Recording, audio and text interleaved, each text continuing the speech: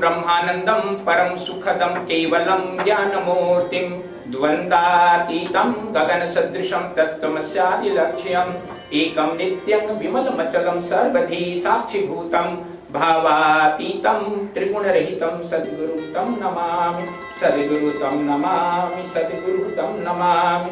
ओम शांति शांति शांति। आप सबों में विद्यमान परमात्मा को नमस्कार है। आपको ज्ञात है कि हम लोग इन दिनों अष्टावक्र गीता का अध्ययन कर रहे हैं हर एक रविवार के दिन इस सत्संग में, और अब तक हम लोगों ने 4 श्लोक, प्रथम अध्याय के 4 श्लोकों का अध्ययन कर चुके हैं। 5वें की शुरुआत की थी, उसी की कड़ी को आगे बढ़ा रहे हैं। और आपको ये बता दें कि ये जो कुछ भी हम यहाँ आपको प्रस्तुत करते हैं, देते हैं, ये पूज्य गुरुदेव श्री स्वामी ज्योतिर्मयानंद जी महाराज के द्वारा अमेरिका आश्रम में इस विषय पर अंग्रेजी में जो प्रवचन दिया गया था, उसी अंग्रेजी प्रवचन का हिंदी रूपांतरण आप तक पहुँचाने का प्रयास करते हैं। इसमें बहुत बार ऐसी भी होती है बातें जो शायद छूट जाती हूँ, इसलिए मैं बार बार निवेदन करना चाहता हूँ आप सबों से कि जो भी अंग्रेजी समझने वाले लोग हैं वो अंग्रेजी के मूल जो स्वामी जी का प्रवचन है उसको श्रवण करें, तो इससे कुछ और गहरी बातें आपको मालूम होगी। फिर भी जहाँ तक संभव हो सका है अपनी तरफ से कोशिश किया गया है कि स्वामी जी की अधिक से अधिक बातों को आप तक पहुँचाएं। 5वां सूत्र या श्लोक हम लोग फिर से थोड़ा स्मरण कर लें। महर्षि अष्टावक्र जी जनक जी को ज्ञान प्रदान कर रहे हैं, और उनके प्रश्न से, उनके पहले श्लोक में प्रश्न किया था जनक जी ने कि मुक्ति क्या है, ज्ञान क्या है, वैराग्य क्या है और इसे कैसे प्राप्त किया जाता है, इस बारे में बताएं। तो उसी क्रम में ये अष्टावक्र जी बता रहे हैं, और 5वें श्लोक में जनक जी को कह रहे हैं, न त्वं विप्रादिको वर्णो नाश्रमी नाक्षगोचरः असंगो वसी निराकारो विश्वसाक्षी सुखी भव। तू ब्राह्मण, क्षत्रिय, वैश्य, शूद्र आदि वर्ण नहीं हो, और नहीं आप किसी आश्रम में रहने वाले व्यक्ति हैं। आश्रम का मतलब गृहस्थ आश्रम, ब्रह्मचर्य आश्रम, वानप्रस्थ आश्रम, संन्यास आश्रम नहीं, आंख आदि इंद्रियों का विषय ऐसा जानकर और विश्व साक्षी बनकर आप सुखी हो। अष्टावक्र जी ये बताने का प्रयास कर रहे हैं जनक जी को, जनक जी के माध्यम से हम सभी को, कि ये जो वर्ण बना है, जाति प्रथा बनी हुई है, ये गुणों के आधार पर बनाई गई थी। जिन लोगों में सत्व गुण अधिक रहता है, जो सदकर्म में लगे रहते हैं, स्वाध्याय में लगे रहते हैं, सत्संग में लगे रहते हैं, दूसरों को मार्गदर्शन देते हैं, जिनका जीवन स्वच्छ शुद्ध सात्विक होता है, ऐसे लोगों को ब्राह्मण कहा गया है। जो लोग रजस प्रवृत्ति के होते हैं, रजस प्रधान प्रवृत्ति के होते हैं, जिनके अंदर एडमिनिस्ट्रेशन की क्षमता होती है, समाज के नेतृत्व की क्षमता होती है, जो शासन कर सकते हैं, जो दूसरे की रक्षा कर सकने के लिए अपना जान तक दे सकते हैं, जो पूरे समाज का संरक्षक हैं, ऐसे लोग को क्षत्रिय कहा गया। जिनके अंदर रजस और तमस का मिश्रण है, जिनकी रुचि ज़्यादा समाज के आर्थिक व्यवस्था में है, जो रुपए पैसे के लेन देन में अधिक रुचि रखते हैं, और समाज के धन का समान वितरण हो, सबको समान रूप से प्राप्त हो, इस दिशा में जो कार्य करते हैं, ऐसे लोग वैश्य की श्रेणी में आते हैं। और जिनके अंदर तमस अधिक और रजस कम, कुछ सत्व होता है, और जो तीव्र बुद्धि के नहीं होते, लेकिन इन तीनों वर्णों की सेवा में उनकी रुचि होती है, और इन तीनों वर्णों की सेवा में वो लगे रहते हैं, ऐसे लोग को शूद्र कहा गया है।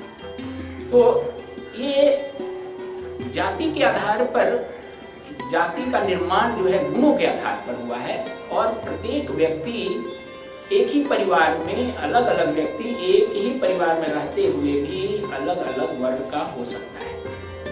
एक व्यक्ति में अधिक सात्विक वृत्ति होगी, वो ब्राह्मण वर्ण का माना जाएगा। जो व्यक्ति में राजसिक वृत्ति ज्यादा होगी, नेतृत्व की गुण ज्यादा होंगे, उन्हें क्षत्रिय माना जाएगा। और जो लेन देन व्यापार में दक्ष होंगे, रुपए पैसे को हैंडल कर सकते हैं, उन्हें वैश्य माना जाएगा। और जो दूसरों की सेवा में लगे हैं और परिवार वालों की सेवा में लगे हैं, जो सेवा में रुचि रखते हैं, उन्हें शूद्र कहा जा सकता है।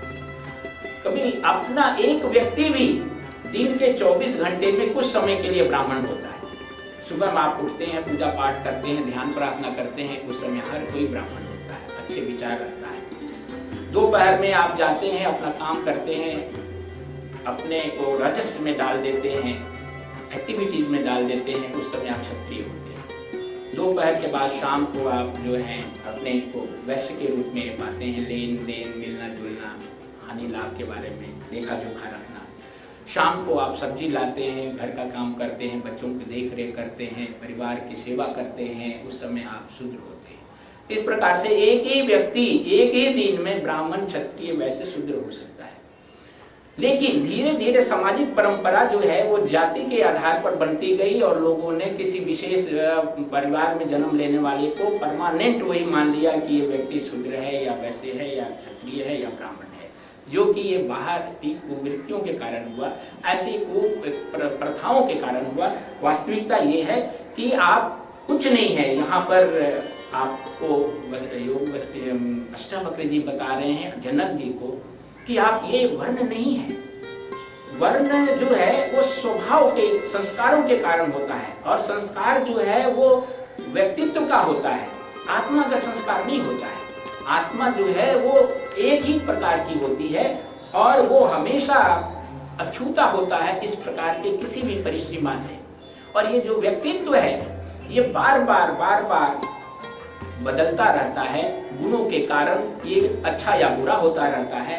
और आत्मा वही होती है, लेकिन हम बार बार जैसे अपने वस्त्र को बदलते हैं, वैसे इस मनोकायिक जो हमारा ये मानसिक और शारीरिक जो कॉम्प्लेक्स है, साइकोसोमैटिक कॉम्प्लेक्स, ये व्यक्तित्व, इसको बदलते रहते हैं। और इसी बात को गीता में भगवान कृष्ण ने अर्जुन को बताया है, यशांसि जीर्णानि यथा विहाय नवानि गृह्णाति नरोपराणि तथा शरीरादि विहाय जीर्णा नन्याति सन्याति नवानि देहि। जिस प्रकार से हम अपने पुराने वस्त्रों को त्याग करके नए वस्त्र ग्रहण करते हैं, उसी प्रकार से ये जीवात्मा, ये आत्मा पुराने शरीर को त्याग करके नवीन शरीर धारण करते हैं। पुराने शरीर को धारण करके नवीन शरीर धारण करने का मतलब ये नहीं समझना चाहिए कि हर व्यक्ति वृद्ध होने पर ही, आप समाज में देखते हैं कि आज का बच्चा जन्म लिया हुआ आज उसका शरीर समाप्त हो जाता है। ये एक प्रोसेस है जिसके माध्यम से जो ये जीव है, आत्मा है, जीवात्मा है, वो विकास के क्रम में आगे बढ़ता है। और जिसको जब जरूरत होती है, जिसका शरीर उसके लायक नहीं रह जाता है, तो ईश्वर उसके शरीर को बदल देते हैं। ये विकास की एक क्रिया है। ये आम बात है कि वृद्ध होने पर उसका परिवर्तन होता है, सामान्य बात यही है। लेकिन नियम ये ऐसा नहीं है। नियम ये है कि जब ये माध्यम, जब ये उपयुक्त नहीं रह जाता है आत्मा के विकास के लिए, आत्मा के विकास के लिए, हो सकता है कि कल हमने गाड़ी खरीदी और आज ही जो है वो गाड़ी हमको लौटाना पड़ा, खराब हो गई क्योंकि वो चढ़ने लायक नहीं रही। वो उस जिस पर्पस के लिए लिया गया था वो पर्पस पूरा नहीं हो रहा है, तो हमें वो नई गाड़ी को भी बदलना पड़ सकता है। उसी प्रकार से अभी शैशव काल में, शिशु काल में बच्चा अभी बहुत जन्म लिया, लेकिन जन्म लेने के बाद उसके आत्मा के विकास के लिए वो शरीर जो है उपयुक्त नहीं रहा है, तो वो शरीर को परिवर्तित होना पड़ता है। इस प्रकार से ये क्रियाएं जो हैं, ये जो शरीर का परिवर्तन है, ये मनोकायिक जो कॉम्प्लेक्स है उसका परिवर्तन है, आत्मा का परिवर्तन नहीं होता है। जिस प्रकार से एक बर्तन में पानी रख दें और जैसा मैंने पिछली बार भी बताया था कि उसमें सूर्य प्रतिबिंबित हो रहा है, तो बर्तन के सूर्य को आप एक बर्तन के रखे पानी को दूसरे बर्तन में अगर आप ट्रांसफर कर देते हैं तो एक बर्तन में जो चमकता हुआ सूर्य का प्रतिबिंब है वो दूसरे बर्तन में चला जाता है। लेकिन वो जो सूर्य है, वास्तविक जो सूर्य है, वो कोई आता जाता नहीं है, वो जो का त्यों अपने चमक बरकरार रखे हुए है। ये उसका प्रतिबिंब, जो उसका प्रतीक रूप है, वही परिवर्तित हुआ जल के साथ। इसी प्रकार से पूर्व जो हमारा जो वास्तविक स्वरूप है वो शरीर के साथ नहीं बदलता है, बल्कि उस वास्तविक शरीर का जो प्रतिबिंब हमारे मन के जल रूपी पात्र में, शरीर के पात्र में, मन रूपी जल में जो हमारे ईश्वरीय ब्रह्मांडीय आत्मिक स्वरूप का प्रतिबिंब जीवात्मा के रूप में बनता है हमारे अंदर, वही प्रतिबिंब जो है एक जन्म से दूसरा जन्म वही लेता रहता है। लेकिन यहाँ पर वो बताते हैं अष्टावक्र जी राजा जनक को कि आप जो है ये नाम दे दिया जाता है इस शरीर का, कोई वर्ण दे दिया जाता है शरीर का, किसी प्रकार का जाति जो है उस शरीर का दे दिया जाता है, उसके अंदर वास्तविक स्वरूप न तो नाम होता है, न जन्म होता है, न उसकी जाति होती है, न वर्ण होता है। तो आपको ये समझना है कि वास्तविक जो सूर्य है वो सूर्य क्या है, वो आत्मन है, उसका वास्तविक स्वरूप की प्रतीति इस प्रतिबिंबित सूर्य को करनी होती है। प्रतिबिंबित सूर्य जब तक अपने वास्तविक स्वरूप जानने के लिए इच्छुक नहीं होगा तब तक वो अपने आप को एक परिसीमित पात्र में बंधा हुआ अनुभव करेगा, तब तक वो चंचल महसूस करेगा। पानी में प्रतिबिंब को जो पड़ रहा है उसको जरा सा स्पर्श करते हैं तो सूरज अस्थिर हो जाता, चंचल हो जाता है, हिलने लगता है प्रतिबिंब। लेकिन वो जो सूरज है वो कभी नहीं हिलता है। हिलने वाला सूरज जो है वो परिसीमित सूरज है, प्रतिबिंब का सूरज है। इसलिए हम वो सूरज जो प्रतिबिंब का है वो उसको ज्ञान कराने की जरूरत है, उस जीवात्मा को ज्ञान कराने की जरूरत है जो अपने आप को एक सीमित व्यक्तित्व में अनुभव करता है। एक दूसरा उदाहरण भी हम लोग ले सकते हैं। दूसरा उदाहरण है कि एक दर्पण का उदाहरण ले। ये कमरा है, इस कमरे में एक कोने पर ऐसे तरीके से दर्पण लगाया जाए कि सूर्य का परछाई, सूर्य की बिंब जो है उस दर्पण में पड़े और उस दर्पण से प्रत्यावर्तित होकर के रिफ्लेक्टेड होकर के किरण इस कमरे के अंदर प्रकाश डाले।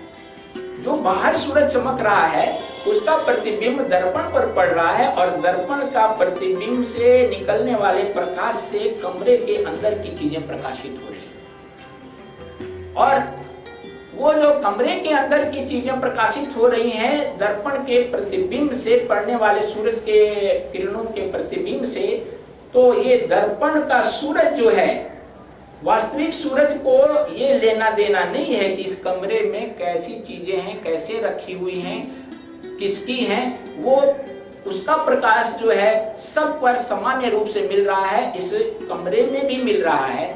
लेकिन प्रतिबिंबित जो दर्पण है, प्रतिबिंबित जो सूर्य है दर्पण में और जिसका प्रकाश इस कमरे में आ रहा है, वो इस कमरे की चीज से बंधा हुआ है। वो महसूस करता है कि ये चीज मेरी है, ये उसकी है, यहाँ ये ठीक नहीं है, वो ठीक नहीं है, यहाँ जाला लगा हुआ है। यही जीवात्मा है। प्रतिबिंबित जब वो हो जाता है मन में तो वो बंध जाता है एक खास चीज से, प्रत्यारोपित कर लेता है अपने आप को। अध्यारोपित हमने अन्योन्याध्यास का नाम लिया था। आपको याद होगा कि जिस प्रकार से लोहा और आग एक दूसरे के गुण को ग्रहण कर लेते हैं, लोहा में गर्मी नहीं होती है, आग का कोई आकार नहीं होता है। लेकिन जब आग को और लोहा को एक साथ रख देते हैं तो तप्त लाल लोहे में आग के गुण आ जाते हैं, वो गर्म हो जाता है आग की तरह। और आग जो है वो लोहे का आकार ले लेती है, वो गोल हो जाती है, लंबी हो जाती है, टेढ़ी मेढ़ी हो जाती है अग्नि, जिसका आकार नहीं है लेकिन लोहे के साथ, यानी लोहे के गुण को अग्नि ने ग्रहण कर लिया, अग्नि के गुण को लोहे ने ग्रहण कर लिया, और ये दोनों एक दूसरे पर अध्यास हो जाता है। अध्यास का मतलब एक दूसरे को ढक लेना, आरोपित कर देना, सुपर इम्पोज कर देना।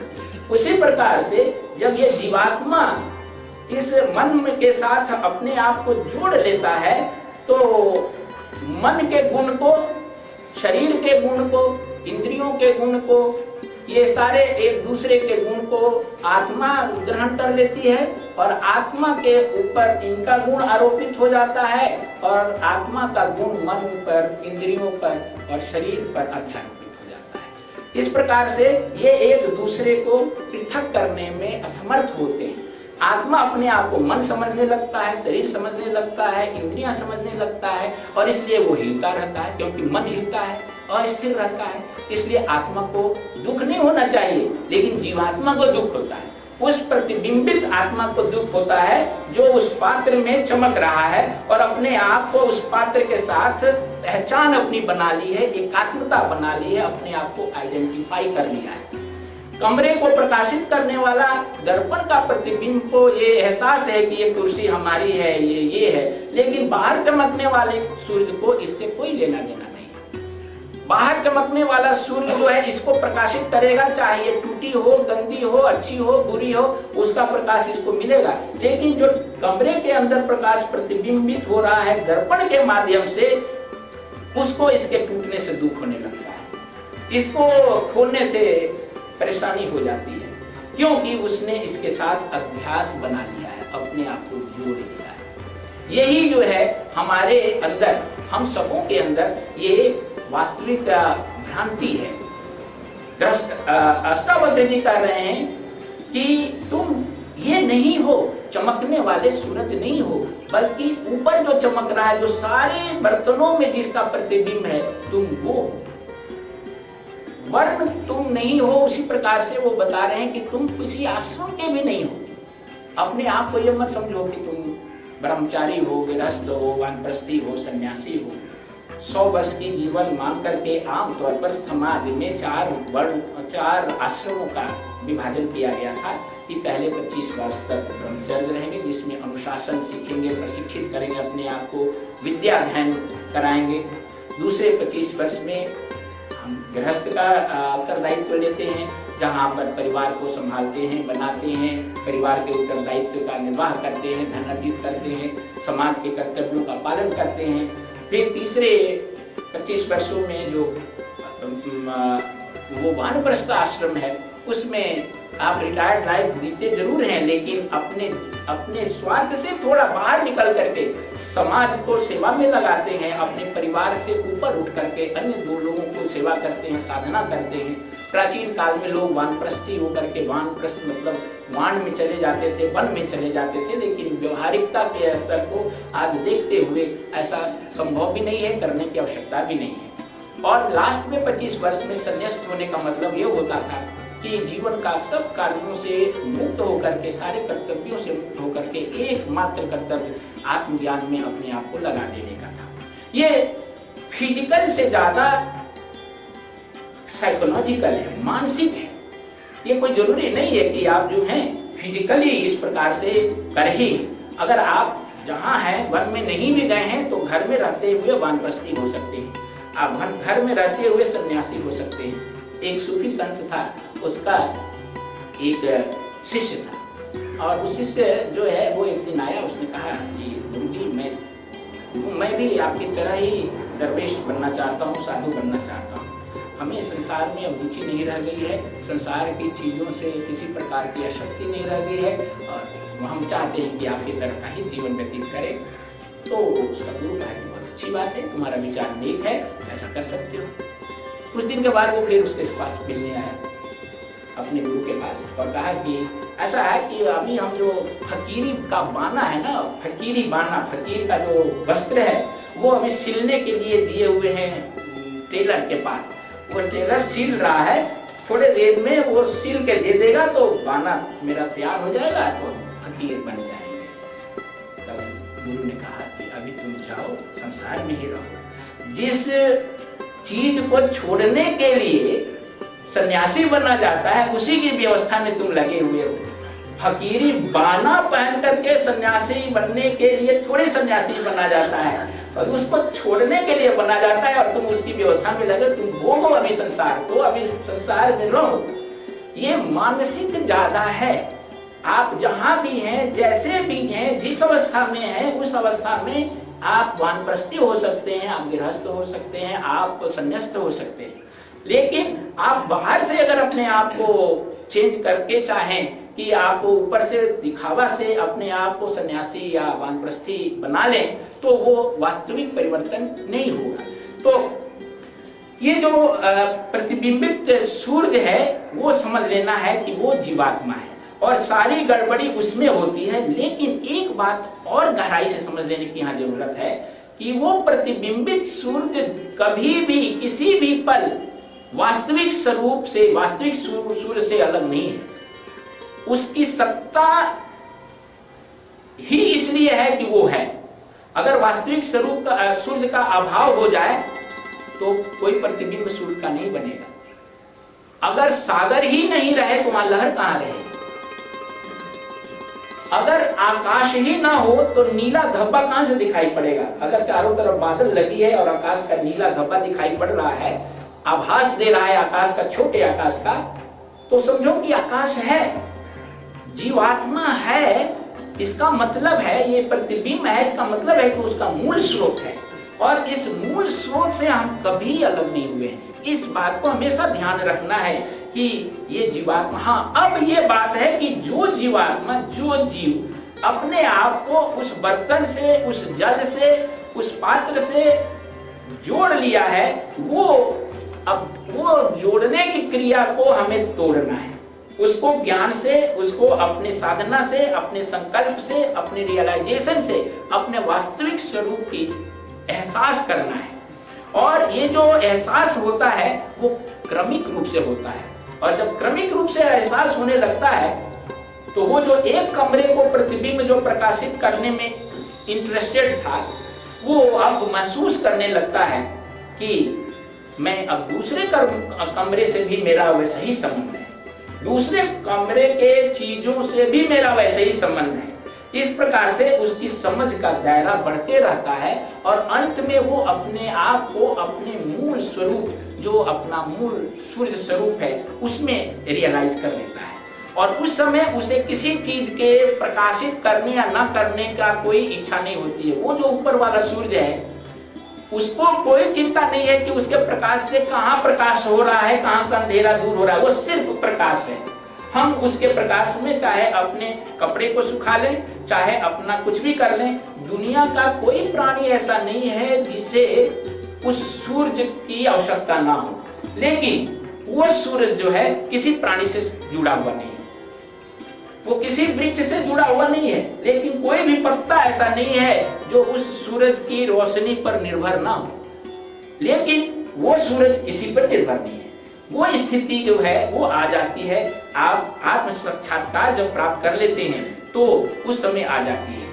तो इस प्रकार से उनको बता रहे हैं कि आप जो हैं ये किसी जाति के नहीं हैं, किसी वर्ण के नहीं हैं, और किसी आश्रम के नहीं है, वानप्रस्थ हो, गृहस्थ हो या कोई हो, बल्कि आप इन चारों से, इन चारों वर्णों से और चारों आश्रमों से आप जो हैं पृथक हैं, उन्नत हैं। आप कुछ भी आत्मा को का अनुभव जो है वो अपने किसी इंद्रियों के माध्यम से नहीं कर सकते। आप किसी भी प्रकार से चाहें कि हम आत्मा का स्पर्श कर लें तो आप नहीं कर सकते। इसको रियलाइज करना पड़ेगा। आप एक उदाहरण देते हैं, जैसे एक माँ है, अपने बच्चों को बहुत बहुत स्नेह देती है, ममता देती है, प्यार देती है, उसे गोद में उठाती है, और वो महसूस करती है कि उसके साथ वो एक रिश्ता गहराई से जोड़ ली। लेकिन कुछ भी वो कर ले, अपने हाथों से, अपनी आंखों से, अपने किसी भी अंग से, किसी भी इंद्रियों से, वो बालक की आत्मा तक नहीं स्पर्श कर सकती है, नहीं पहुंच सकती। क्यों? क्योंकि वो जो आत्मा है वो इंद्रियों से परे है, और आपकी आत्मा को आंख, कान अथवा हाथों से नहीं पकड़ा जा सकता है। आप जो कुछ भी हाथ से, इंद्रियों से, अपने शरीर से जो कुछ भी निकटता का अभिव्यक्ति करते हैं वो एक थोड़े समय के लिए आपको एक एहसास भर देता है। लेकिन राजयोग में एक बात कही गई है कि जब आप अपने अंदर शौच यानी शुद्धता का विकास कर लेते हैं, जब आप में शौच उत्पन्न हो जाता है तो आप में सौम्य जुगुप्सा, एक वर्ड है, सौम्य जुगुप्सा उत्पन्न हो जाती है। सौम्य जुगुप्सा का मतलब है कि आप शरीर भाव से ऊपर उठ जाते हैं।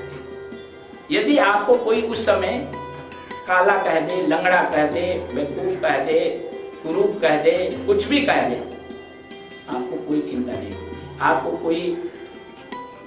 कोई भी गंदी से गंदी गाली दे दे, आपके शरीर को किसी प्रकार से अपमानित कर दे, तो आप उससे प्रभावित नहीं होते हैं। ये राजयोग पतंजलि महर्षि ने शौच की परिभाषा में दी है। वो सूत्र है, उस सूत्र को संस्कृत में हम कहने की आवश्यकता नहीं, उसका भावार्थ यही है कि जब आप मन की शुद्धता, शौच प्राप्त कर लेते हैं तो आपके अंदर ये सौम्य जुगुप्सा हो जाती है और आप किसी प्रकार से इस भौतिक शरीर के रूप में अपने आप को नहीं देखते।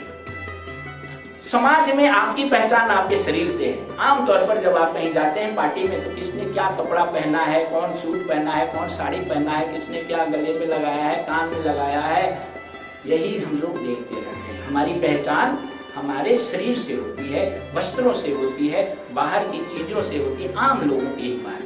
लेकिन जब आप ऊपर उठ जाते हैं, शरीर भाव से ऊपर उठ जाते हैं, तो आपके लिए महत्व नहीं रखता है कि आपके शरीर पर कैसा है। अष्टावक्र जी कभी हीन भाव से ग्रसित नहीं हुए। कभी उन्होंने राजा जनक जैसे लोग को बालक थे, 10 वर्ष के बालक थे, उन्होंने कहा महाराज आपने तो चमारों की सभा ये बुला के रखी है। जब ही वो प्रवेश किए तो लोग हंसने लगे। 8 जगह से टेढ़े थे वो, तो उनको देख करके, टेढ़े अंग को देख करके लोग हंसने लगे। और राजा जनक जैसे महान राजा को उन्होंने कहा कि महाराज आपने किसकी ये सभा बुला रखी है, हमें तो ये सब चमार दिखाई पड़ रहे हैं। और बताओ ऐसी बात कह देना एक राजा को, वहां सारे पंडित बैठे हैं, बड़े बड़े उस समय के विद्वान। क्यों? वो अपने आप को आत्मा में स्थित रखे हुए थे और वो अपने शरीर भाव से ऊपर थे और उनमें हीन भावना नहीं थी। और उनके उस तेज को देख करके महापंडित, महाज्ञानी, महाराजा, राजा जनक जैसे लोग भी स्तंभित रह गए, चुप रह गए और उनको गुरु के रूप में बैठाया। तो इस प्रकार से आप जो हैं अपने आप को शरीर भाव से उन्नत कर सकते हैं साधना के द्वारा, जिसमें राजयोग में ये एक साधना बताई गई, शौच की साधना। शौच की साधना का मतलब आपको अपने अंतःकरण को शुद्ध करना होगा। अंतःकरण में मन, बुद्धि, चित्त, अहंकार आते हैं, उसके लिए कुछ विधियां हैं। वो अगली किसी समय में उन विधियों के बारे में चर्चा करेंगे। आपको यही जान लेना होगा कि जैसे जैसे आपके अंदर चेतना का विकास होता जाता है वैसे वैसे आप जो हैं अपने उससे ऊपर उठते जाते हैं, शरीर भाव से ऊपर उठते जाते हैं। और तब आप अभी जो हम लोग प्रेम का प्रदर्शन करते हैं भौतिक स्तर पर, वो संसर्ग से करते हैं। संसर्ग का मतलब एक दूसरे का भौतिक सानिध्य, जुड़ाव से। हम किसी को आलिंगन करते हैं, चुंबन करते हैं, गले लगाते हैं, ये संसर्ग है, मतलब एक दूसरे का संपर्क। लेकिन इससे आप वास्तविक आत्मा तक नहीं पहुंच पाते हैं। हालांकि दूसरा रास्ता नहीं है, इसी रास्ते से आम लोग करते हैं, लेकिन आध्यात्मिक रास्ता होता है प्रेम का रास्ता। उसमें संसर्ग और प्रेम में अंतर है। प्रेम में आप व्यक्ति के आत्मा का स्पर्श करते हैं, उसके अंदर जो ईश्वरीय तत्व है उसका, और उसका स्पर्श आप तभी करेंगे जबकि आपकी चेतना शरीर भाव से ऊपर उठ जाएगी। वास्तव में आप संग रहित, रूप रहित इस संसार के साक्षी हैं। आप दो प्रकार से इस संसार के दृष्टा हैं, एक अपने जीवात्मा के स्तर पर और दूसरा अपने वास्तविक आत्मन के स्तर पर। आपको मैंने वो दर्पण का उदाहरण दिया। इस संसार को, इस जीवन को आप दो रूपों में दो प्रकार से देख रहे हैं। आप साक्षी हैं, लेकिन कैसे साक्षी हैं? अभी इसमें 5वें श्लोक में उन्होंने ये कहा था, असंगो वसी निराकारो विश्व साक्षी सुखी भव। तुम असंग हो, किसी के साथ तुम्हारा संसर्ग नहीं है, जुड़े नहीं हो। तुम निराकार हो, बिना आकार के हो, बिना रूप के हो, और विश्व साक्षी बन करके सुखी हो जाओ। विश्व साक्षी सुखी भव। हम साक्षी दो प्रकार से होते हैं, एक होता है जीव साक्षी और दूसरा होता है विश्व साक्षी। जीव साक्षी और विश्व साक्षी क्या है, इसको थोड़ा समझना है। वो जो आपको उदाहरण दिया, दर्पण का एक चमकने वाला सूरज जो इस कमरे को प्रकाशित करता है, और वो इस कमरे को प्रकाशित करते हुए अनुभव करता है कि ये मेरा कमरा है, ये मेरा कमरा है, ये मेरी कुर्सी है, इसमें खराबी है, अच्छाई है, मेरापन उसके साथ, उस दर्पण वाले सूरज के साथ वो जो इसको प्रकाशित कर रहा है। और एक बाहर वाला जो ऊपर वाला सूरज है, वास्तविक सूरज है, उसकी भी रोशनी इसमें आ रही है, लेकिन उसकी जो रोशनी है, उसका वो सूरज हर प्रकार से अनकंसर्न है। वो किसी प्रकार से इसकी किसी चीज को वो अपना नहीं मानता है, बस सिर्फ प्रकाश फैलाता है। वो जो अपना मानने वाला जो दर्पण में सूरज है, जो लिमिटेड है, परिसीमित है, जो अहम से जुड़ा हुआ है, जो मन से जुड़ा हुआ है, जो शरीर को से जुड़ा हुआ है, जो इंद्रियों से जुड़ा हुआ है, वो जीव साक्षी है। एक तरफ तो हम लोग अपने जीवन को देख रहे हैं कि हम सुख भोग रहे हैं, दुख भोग रहे हैं, हम बूढ़े हो रहे हैं, जवान हो रहे हैं, हम सुखी हैं, हम दुखी हैं, ये हर कोई अनुभव करता है। ये कौन अनुभव करता है? वो अनुभव करता है जो जीव है हमारे अंदर, जो जीवात्मा है, जो हमारे मन के अंदर वास्तविक जो प्रतिबिंब पड़ रहा है, वो प्रतिबिंब जो अहंकार से जुड़ा हुआ है, जिसने इसको अपना मान लिया है, इसको पराया मान लिया है, वो इस चीज का साक्षी है, वो जीव साक्षी है। लेकिन एक इससे भी ऊपर जो हमारी वास्तविक, जो मेरा वास्तविक जो स्वरूप है, वो मूल आत्मिक स्वरूप जो है, वो सब चीज को वैसे देख रहा है जैसे बादल आकाश में, बादल को देखता है आकाश। आकाश ऐसे विस्तृत है, उसमें बादल आ जाती है, उसमें बड़ी सुंदर दृश्य बन जाता है बादलों का, आकाश देखता रहता है। थोड़ी देर में दृश्य बदल जाता है और उसमें घनघोर घटा आ जाती है, तूफान आ जाते हैं, बादल चमकने लगती हैं, गरजने लगती हैं और वर्षा होने लगती है। उस समय भी वो आकाश देखता रहता है। उसमें जब बादल, घनघोर बादल आती है, तब भी आकाश उसको आने देता है, रोकता नहीं है, कहता है आओ। और जब जाने लगती है तब भी किसी को रोकता नहीं है, कहता है जाओ। वो हर समय दृष्टा बना रहता है। जो विश्व साक्षी है वो यही है। अष्टावक्र जी कह रहे हैं कि विश्व साक्षी सुखी भव। जीव साक्षी होकर के मत जियो, विश्व साक्षी होकर जियो। जीव साक्षी होकर के तो हम लोग सभी दुख भोग रहे हैं, जीव साक्षी होकर के हम महसूस कर रहे हैं कि हम ये हैं, वो हैं, दुख है, सुख है। लेकिन वास्तव में तुम जीव नहीं हो, वास्तव में तुम जीव मूल सूरज हो, आकाश हो। वो अनुभव करते हुए केवल दृष्टा बन के देखते रहो अपने जीवन में, अपने जगत में, अपने संपर्क में आने वाले आंधी को, तूफान को, अच्छाई को, बुराई को, मिलने को, बिछुड़ने को, काम भी करते रहो।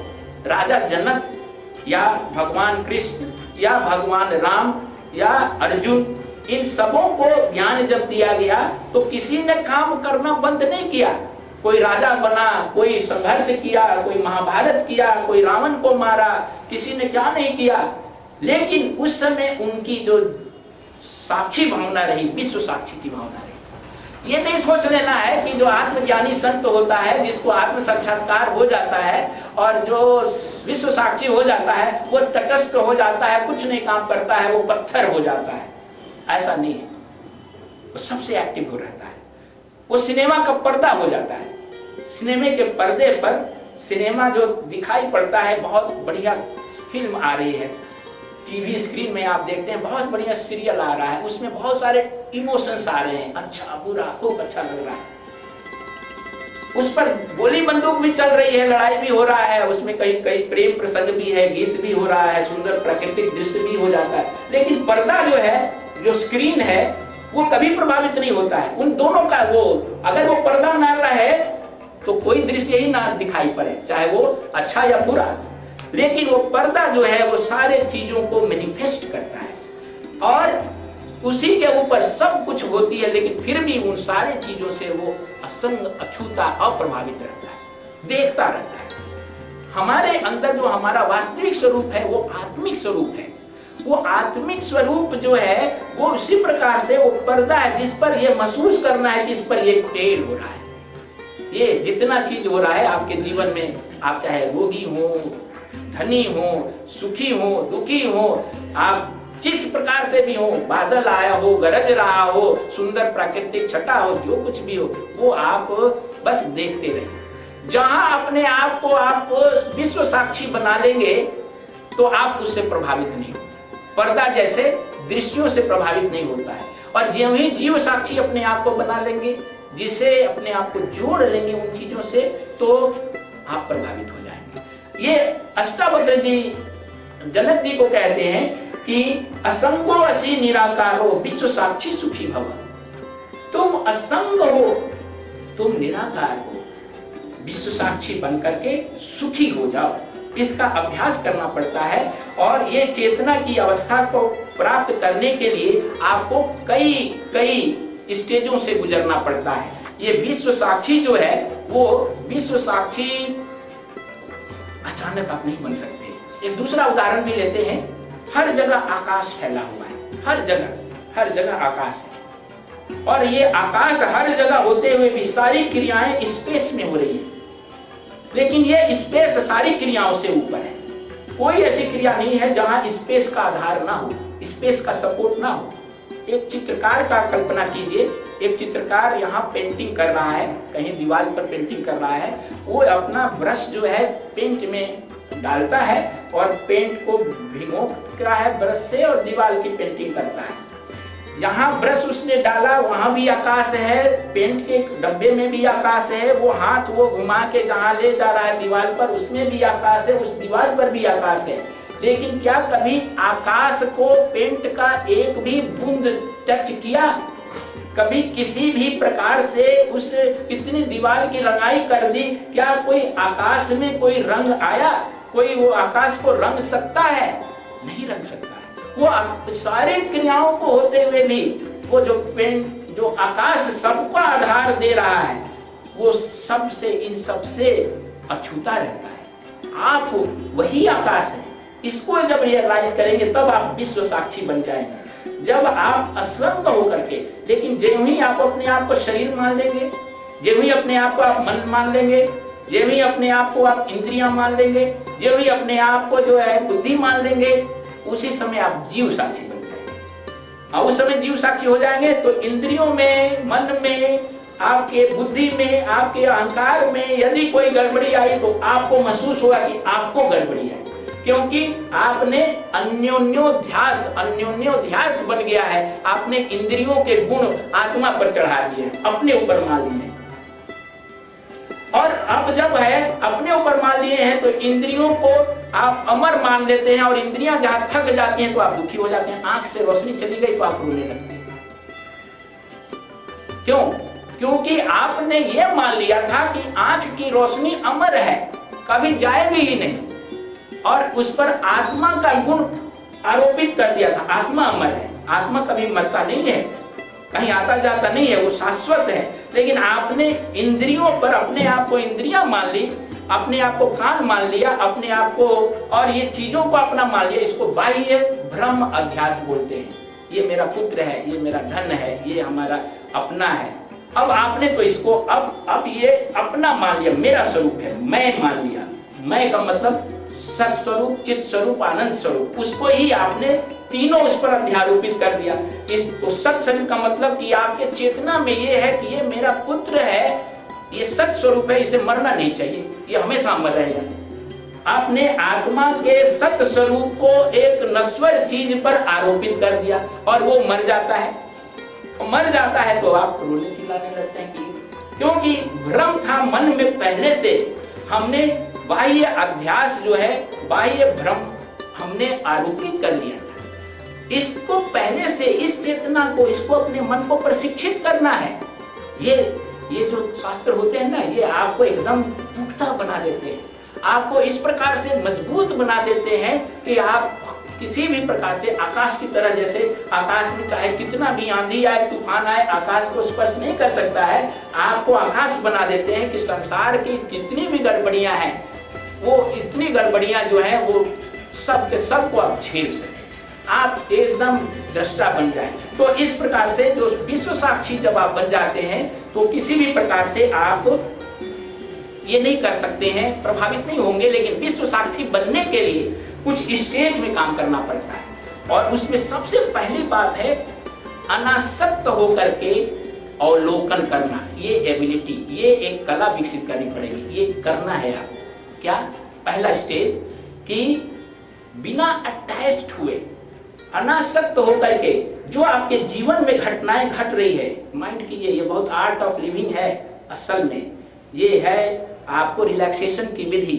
आप रिलैक्सेशन 4 आसन करके, ठीक है, शरीर थोड़ा ढीला हो जाएगा, लेकिन अपने दुखों से आप मुक्त नहीं हो सकते हैं जब तक कि ये विधि नहीं आएगी। ये विधि आने के लिए तरीका, पहला तरीका ये बता रहे हैं स्वामी जी कि पहला तरीका है कि अनासक्त होकर के अवलोकन कीजिए। जो कुछ भी आपके जीवन में घटता है, परिस्थितियां, ये हर किसी के जीवन में, आप यहाँ से जाएंगे नहीं कि कोई ना कोई घटना घर में मिलेगी, घटी हुई कुछ ना कुछ हुआ मिलेगा घर में।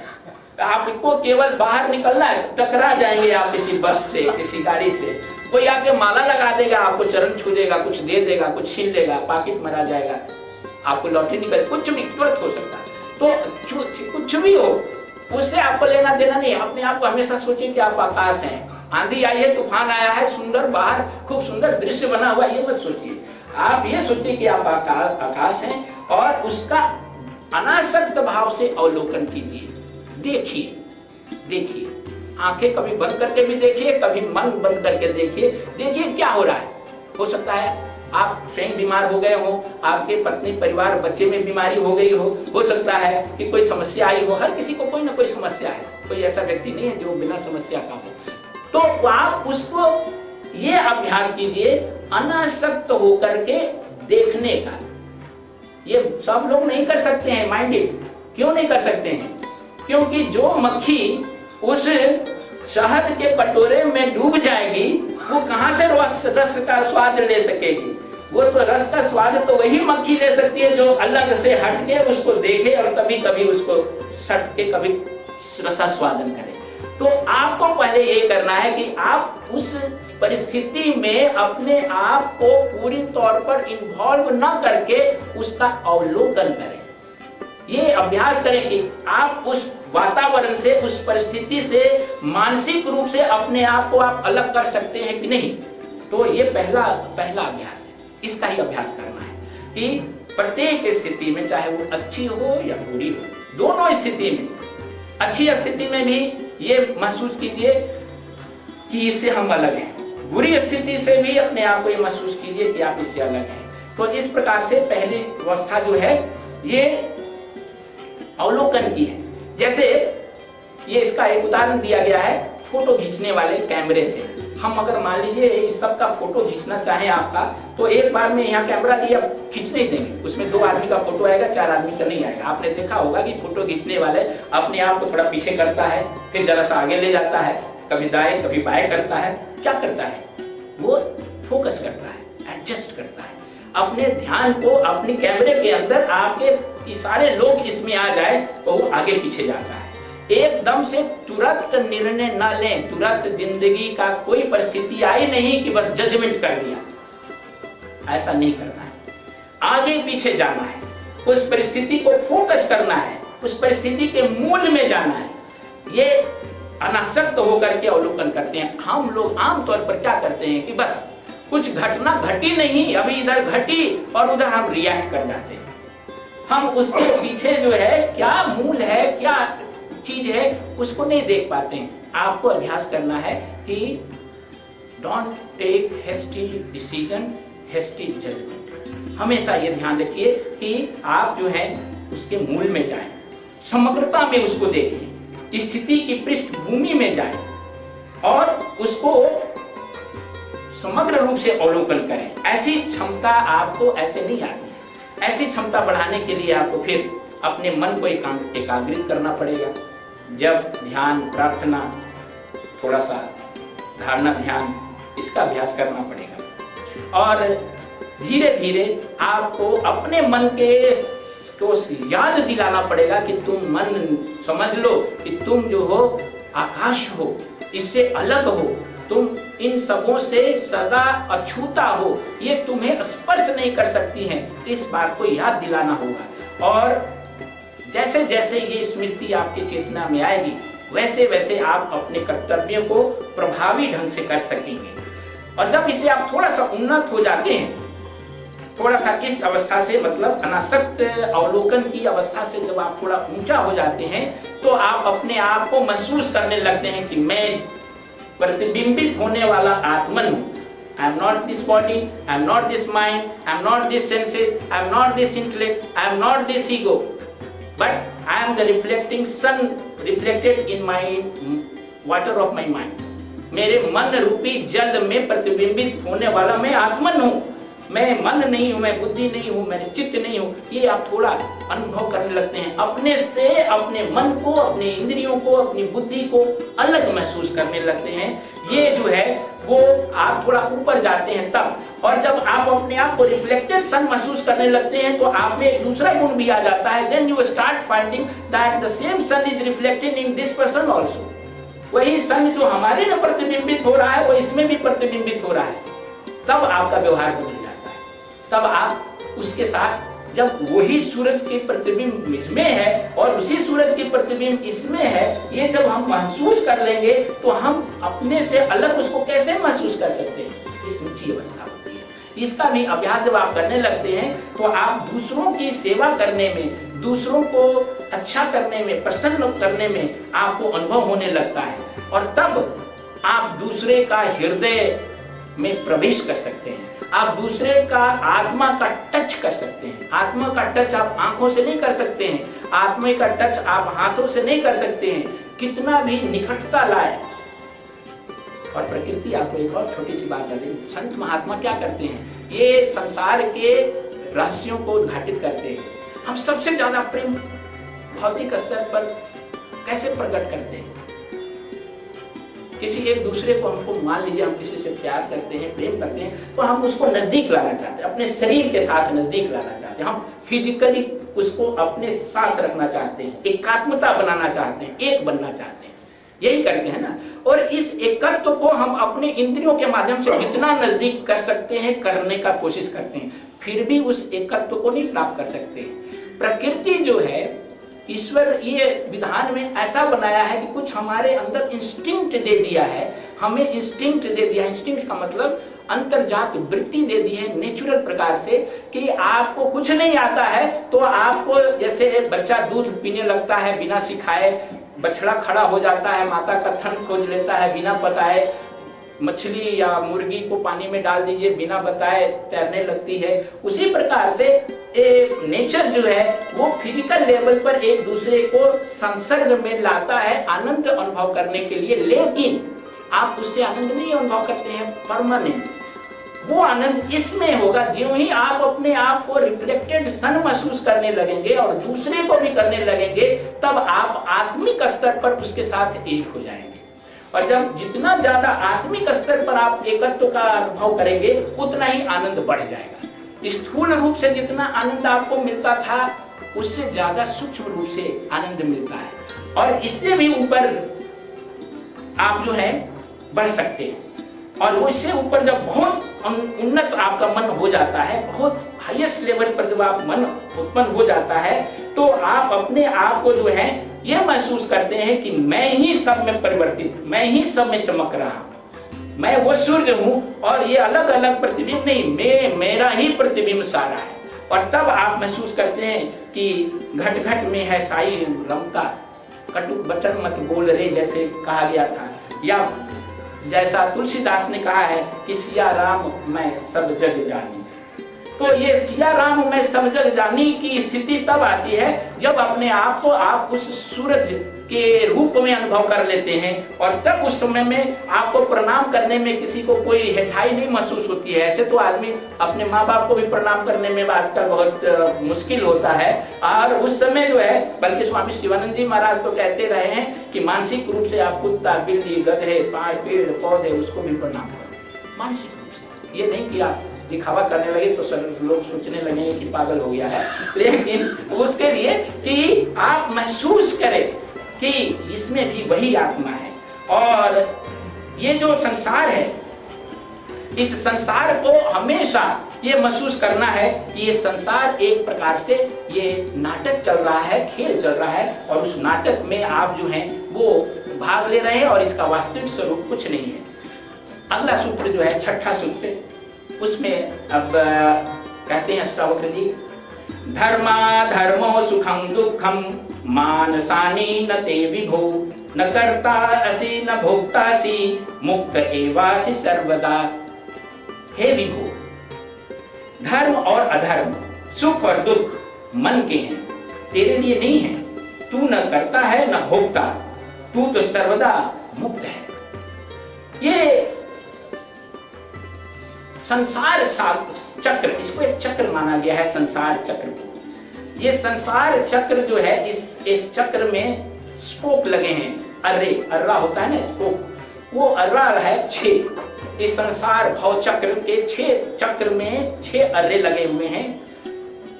धर्म अधर्म, सुख दुख और राग द्वेष। और ये जो अर्रे हैं वो जुटे हुए हैं अहंकार की धुरी से।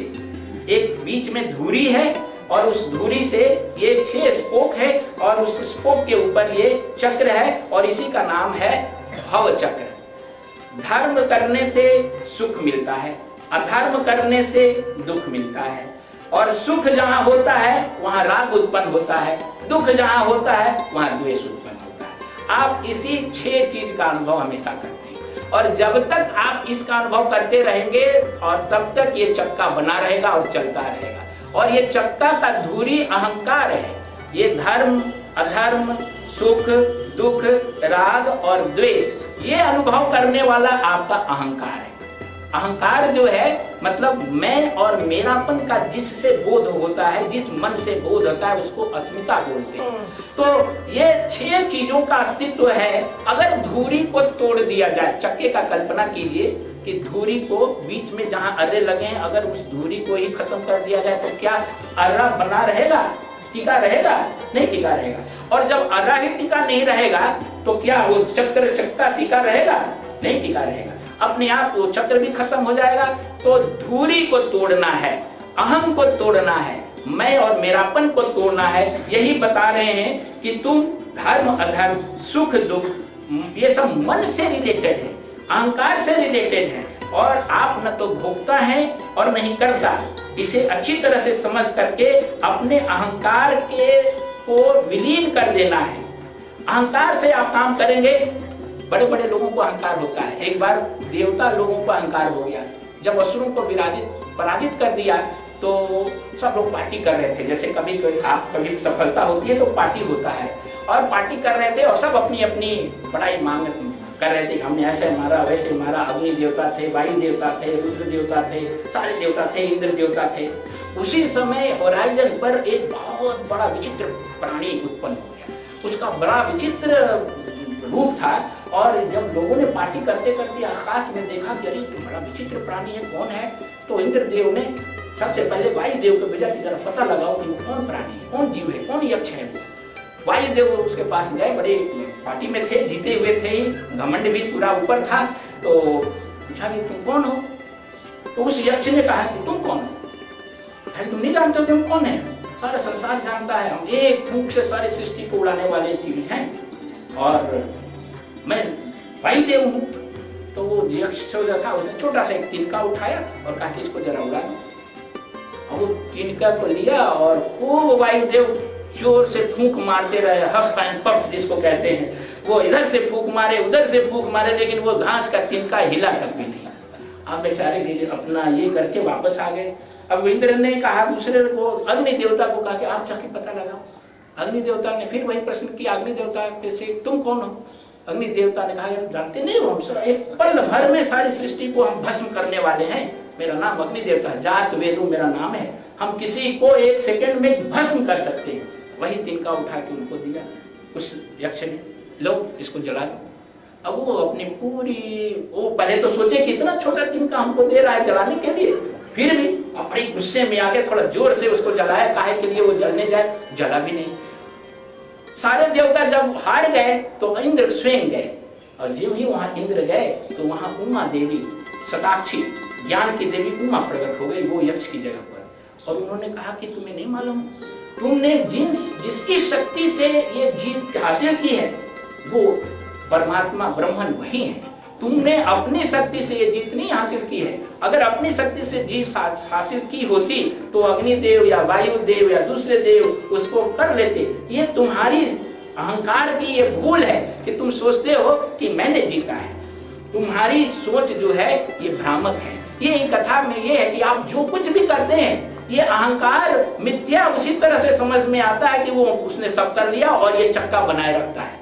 हमेशा अपने अहंकार को याद दिलवाइए कि आपके माध्यम से निमित्त मात्रम बहुत सभ्यसाची, तुम निमित्त बन के कार्य करो, मेरी शक्ति तुम्हारे अंदर है, भगवान कृष्ण अर्जुन को कह रहे हैं। उसी प्रकार से हर काम में अपने आप को समझना है कि हर काम जो है ईश्वर की कृपा से, ईश्वर की शक्ति से हो रहा है। और जब अपने अहंकार को आप इस प्रकार से कम करते जाएंगे तो उसके जो 6 धुरी है, धर्म अधर्म सुख दुख राग देश, ये धीरे धीरे जो है वो छटते चले जाएंगे। और अहंकार जो है वो बना रहता है अविवेक के कारण।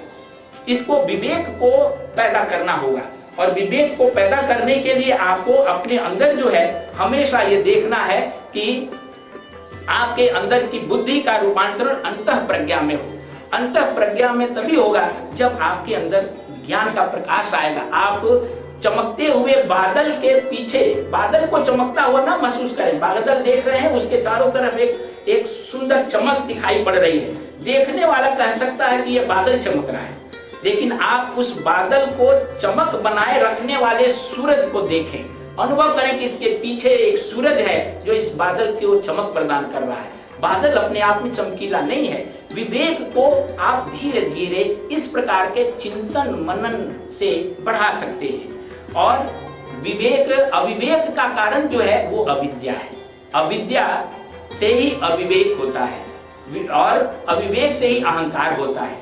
अविद्या को आप दूर करने के लिए ज्ञान की सहायता ले सकते हैं, और ये ज्ञान जो है वो आपको निरंतर जैसे जैसे ज्ञान आपका आगे बढ़ता जाएगा वैसे वैसे आप जो है अपने अविद्या को दूर कर सकते लगेंगे। और जितना ज्यादा अविद्या को दूर करेंगे उतना ही अधिक आप अहंकार से रहित होंगे, और जितना ज्यादा अहंकार से रहित होंगे उतना आनंद का अनुभव होगा। जब आप सोए रहते हैं तो आपका अहंकार सबसे कम रहता है, कुछ नहीं रहता। आपको ये भी नहीं पता कि आपका नाम क्या है, आपका घर कहाँ है, क्या है।